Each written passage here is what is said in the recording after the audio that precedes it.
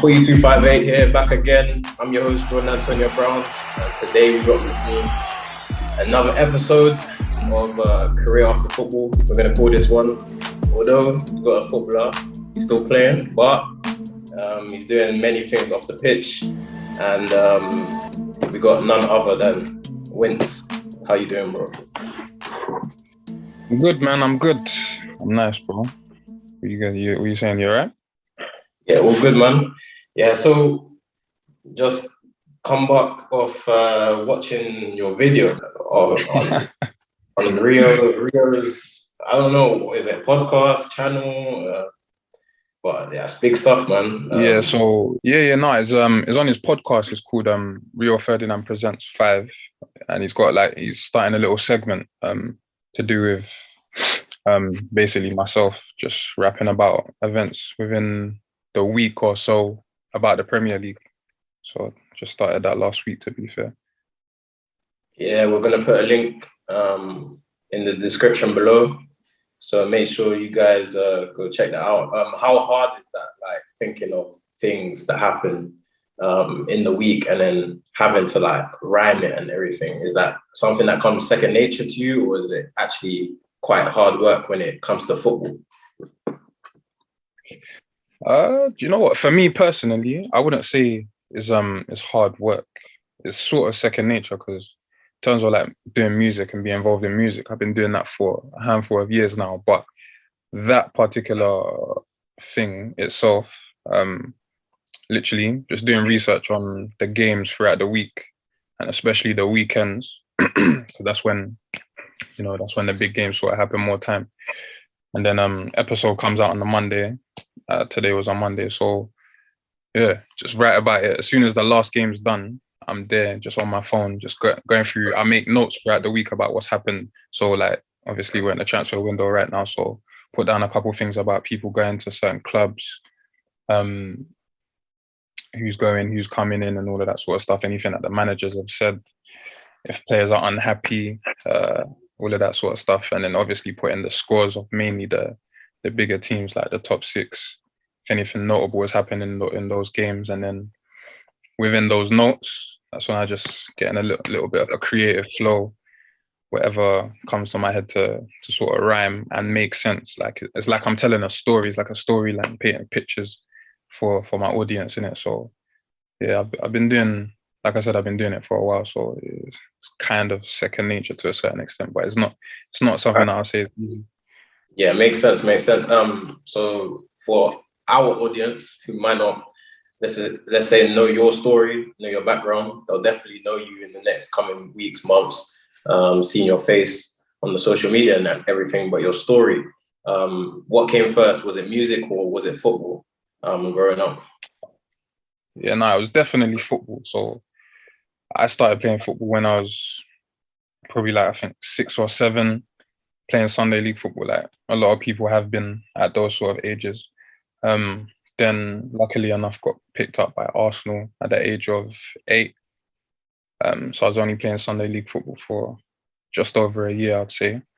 Then yeah, from 8 all the way up until 19, stayed at Arsenal. Then if you want me to elaborate on that right now. Yeah. So like for anyone watching, we're a channel basically that, we give advice to. You can do many things, but one of the things we do is give advice to young kids if they're watching, how to get into football, let's say, and how to deal with things in academies and things like that. So, firstly, how did you get scouted? Do you remember that game? And secondly, what was the process like, getting signed to Arsenal? So I just remember, I don't remember the particular game, but I know I was playing for my Sunday team at the time. Then after the game, my mum come and told me that there was some interest from a scout from Arsenal. Then I remember going down to a trial. I'm not even sure where it was, to be fair. I was too young. Where there was just a bunch of kids just training and playing, like doing little drills and then playing games and all of that sort of stuff. And I think there's only a few sessions that we had, and it wasn't at Hayland, the academy's training ground. It wasn't there. And after those sessions, a handful of us, got picked to go to Hayland. And then again, no one was signing papers them sort of times. I think it was too young. And then the following season, that's when they offered them the schoolboy term contract. And yeah, that was the start of my journey in academy football from 8 onwards. Oh yeah, so I wasn't aware because I'm a little bit younger than you. So you actually got signed from the start of the academy journey and all the way, you went all the way to under 16s. What kind of player would you describe yourself as going through the ranks, and what kind of changes did you see being in that type of environment compared to, let's say, for example, your Sunday league team?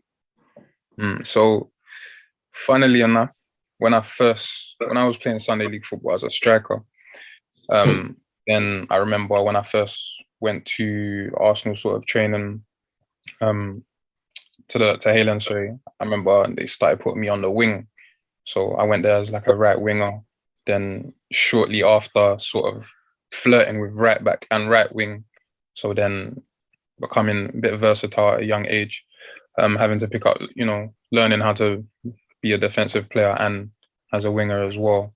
I think I'm pretty sure I got a little stint in midfield as well. But then after that, it was like strictly just right back and then centre back, because I think I was quite tall for my age and probably showcased like good defensive capabilities. So basically, as time went on, became a defensive sort of player, playing at right back and centre back.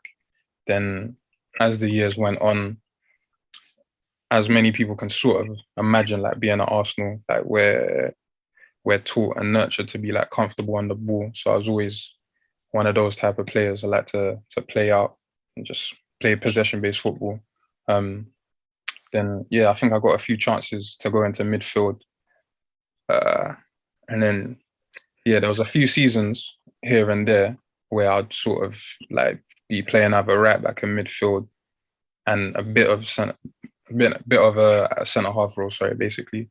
And towards like my schoolboy sort of age group, sorry, my under 16s age group, going before I went into my scholar terms, I was mainly playing as a midfielder or as a right back.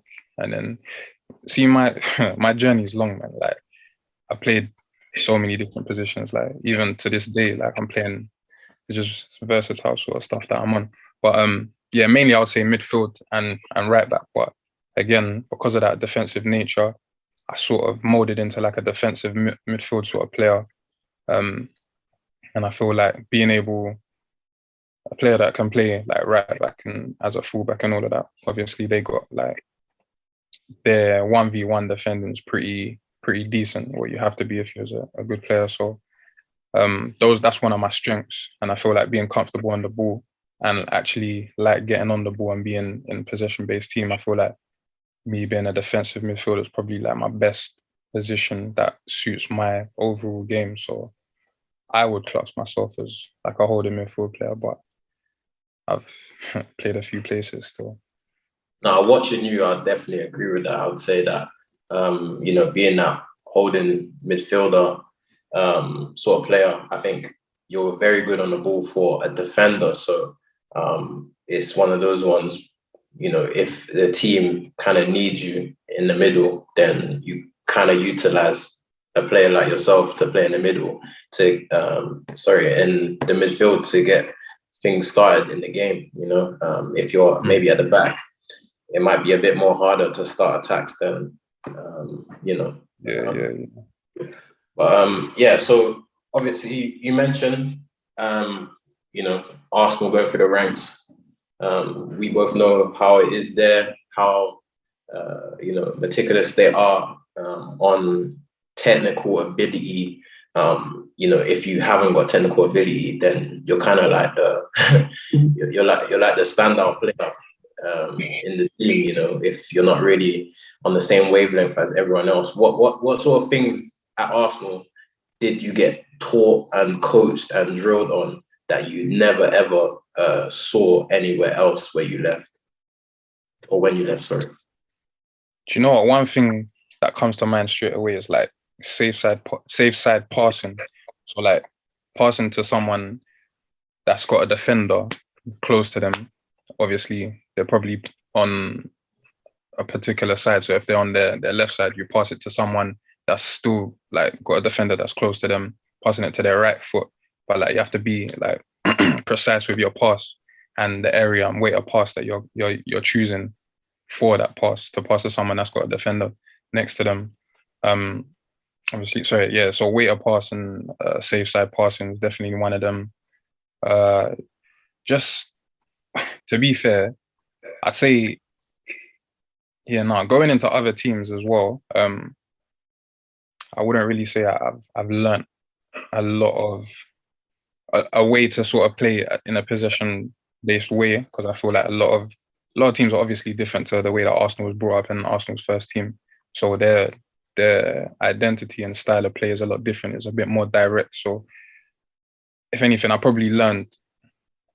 I wouldn't say I learned more, but I picked up more things as I've got older and gone to other teams. So like kicking balls in a channel, getting the team up, squeezing, like being more direct and hitting the target man, and then stuff like that. Yeah, but and especially at Arsenal as well, like the little intricate passes that you would do within like the middle of the pitch and the last third of the pitch and then around the goal. Obviously, there's still players out there that are not in possession-based teams that are capable of that as well. But that's something that I remember working on a lot in training, like passing in and around mannequins and patterns of play, and just little detailed passes, like even just like little chips over mannequins. Like we're working on that sort of stuff, and there's a load of things that I can mention. For more content like this, like, people share, don't realize, and subscribe. how long those sessions were, and how much they drilled you on basically getting those basics right. And most people, they can't do those type of things. It's crazy to think about, but I think that's the way football should be played, most definitely. And then, like you said, afterwards you learn other things when you stepped away from Arsenal. But I think in England, I would definitely say in most cases is backwards, the learning process, where you'd probably, most likely, most people who made it professional, they learned the other way around. They weren't in good academies or good teams, so they had to learn, the hard graft first type of thing, you know what I mean? And then if they were good enough or did well to make the step up, then that's when they would have to play football. And I don't know, I think that's a bit of a struggle to learn that way. Yeah. But for more content like this, like, share, and subscribe.